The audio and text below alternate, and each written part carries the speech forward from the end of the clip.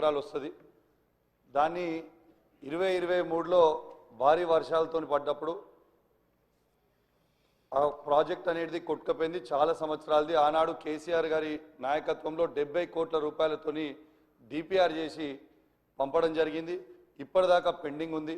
దయచేసి గౌరవ ఇరిగేషన్ మంత్రి గారిని, ముఖ్యమంత్రి గారిని కోరుతా ఉన్నాను, ఆ ప్రాజెక్ట్ని దయచేసి శాంక్షన్ చేసి కంప్లీట్ చేస్తే కింద రైతులకి 6-7 వేల ఎకరాల ఆయకట్టు వస్తుందని చెప్పి కూడా ఈ సందర్భంగా తెలియజేస్తా ఉన్నాను. అదేవిధంగా అధ్యక్ష, మొన్న నా నియోజకవర్గంలో చెక్ డ్యామ్ని రాఘవ కన్స్ట్రక్షన్స్ కన్స్ట్రక్ట్ చేసింది. కాంట్రాక్టర్ తనుండే దాన్ని బాంబు పెట్టి పేల్చేయడం జరిగింది. ఎట్లయితే మేడిగడ్డను బాంబు పెట్టి పేల్చిండ్రో ఇవాళ తనుగుల చెక్ డ్యామ్ని కూడా బాంబు పెట్టి పేల్చిండ్రు.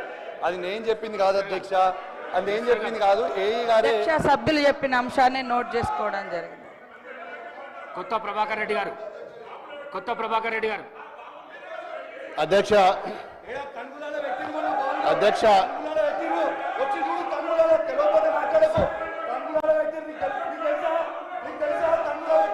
కూసో ప్లీజ్. కూర్చొని మాట్లాడితే కాదు కదా.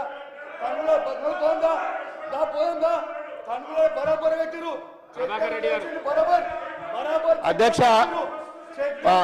దుబ్బాక నియోజకవర్గంలో అధ్యక్ష మరి 8 మండలాల అధ్యక్ష, మరి 8 మండలాలలో కూడా మాది పూర్తిగా వ్యవసాయ ఆధారిత కుటుంబాల అధ్యక్ష. అన్ని మండలాలలో కూడా గతంలో యాసంగిలో ఏదైతే వరి నాట్లు వేసుకున్నారో దానికి ఇంకా రెట్టింపు ఈసారి ఎక్కువ వేసుకున్నారు అధ్యక్ష. మరి అందరు కూడా మరి నాట్లు పడుతున్నాయి. ఇప్పుడు మరి యూరియా వస్తుందా రాదా అనే భయంలో ప్రతి ఒక్క రైతు కూడా ఆందోళన ఉన్నారు అధ్యక్ష. మరి మీరేమో యాప్ ద్వారా బుక్ చేసుకోవాలనుకుంటున్నారు, అది సాధ్యం కాదు. మరి చాలామంది రైతులు మీరు ఏదైతే యాప్ ద్వారా మరి యూరియా బుక్ చేసుకోవాలని చెప్పి పెట్టినరో అది సాధ్యం కాదని చెప్పి రైతులు మరి నిన్న మొన్న మరి ఆందోళనతో ఉన్నారు.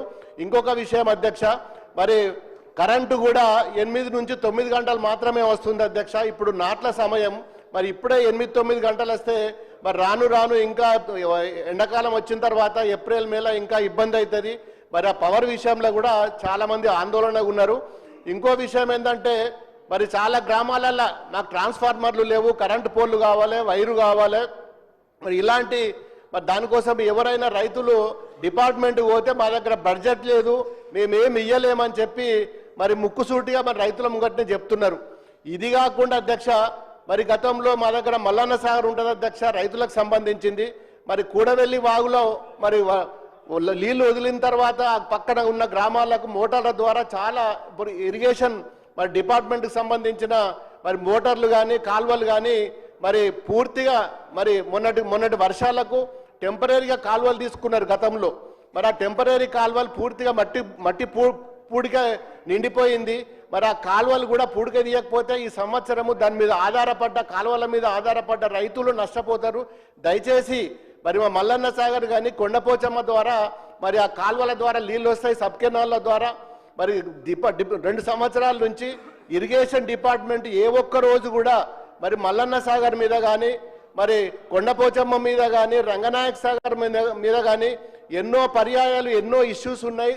మరి కాలువల మీద కానీ పూడికల తీతం మీద కానీ మరి ఇప్పటి వరకు ఏ ఒక్క రోజు కూడా ఇరిగేషన్ డిపార్ట్మెంట్ కానీ గౌరవ మంత్రి గారు ఉత్తమ్ కుమార్ రెడ్డి గారు కానీ చాలా విన్నపాలు చేసిన ఒక్కరోజు కూడా కనీసం ఆ జిల్లాలో ఏం జరుగుతున్నది, కాలువలు ఏమవుతున్నది, ఇరిగేషన్ ఏమున్నది అని చెప్పి ఏ ఒక్క రోజు కూడా కనీసం రివ్యూ మీటింగ్ కూడా పెట్టిన పరిస్థితి లేదు అధ్యక్ష. మరి ఇన్ని సమస్యలున్నా మరి మా సిద్దిపేట జిల్లాలో కాళేశ్వరం ద్వారా 3 ప్రాజెక్టులు కట్టుకున్నాం. మరి దుబ్బాక నియోజకవర్గంలో దాదాపు 2 లక్షల 3 లక్షల కల్టివేషన్ ఉంటుంది. దాని మీద పూర్తిగా మరి మల్లన్న సాగర్ మీద ఆధారపడ్డది. మల్లన్న సాగర్లో చెర్ల నీళ్ళు ఫుల్లుగా ఉన్నాయి. కాలువల ద్వారా పిల్ల కాలువల ద్వారా నీళ్లు తీసుకుపోవాలి. టెంపరీగా రైతులు గతంలో యాసంగికి సొంత డబ్బులు వేసుకొని మెయిన్ కెనాల్ నుంచి తెగ్గొట్టుకొని లోపలికి నీళ్ళు తీసుకుపోయినరు, మళ్ళీ కూడిపోయినాయి. ఇప్పుడు మరి ఈ సంవత్సరం ఎట్లా అని చెప్పి చాలా మంది ఆందోళనలో ఉన్నారు.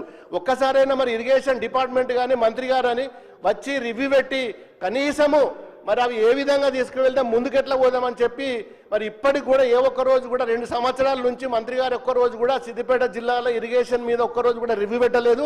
మరి గతంలో కట్టిన ప్రాజెక్టులు కానీ కాలువలు తీసే పరిస్థితి కూడా ఇవాళ ఈ గవర్నమెంట్ లేదంటే ఎంత దుర్మార్గమైన పరిస్థితి ఉందో ఒక్కసారి మీరైనా చెప్పాలి అధ్యక్ష. మరి యూరియా కానీ కరెంటు కానీ ఇరిగేషన్ కానీ ఈ 3 కూడా రైతులకు సంబంధించిన విషయము.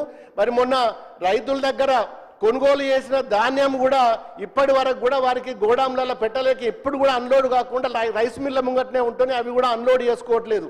ఇష్టం ఉన్నట్టు రైస్ మిల్ యజమానులు కూడా మరి తరుగు పేరు మీద ఇప్పటికి కూడా ఇంకా కటింగ్ చేస్తూనే ఉన్నారు. దీని మీద కూడా ఎవరు కూడా పట్టించుకునే నాదులు లేడు.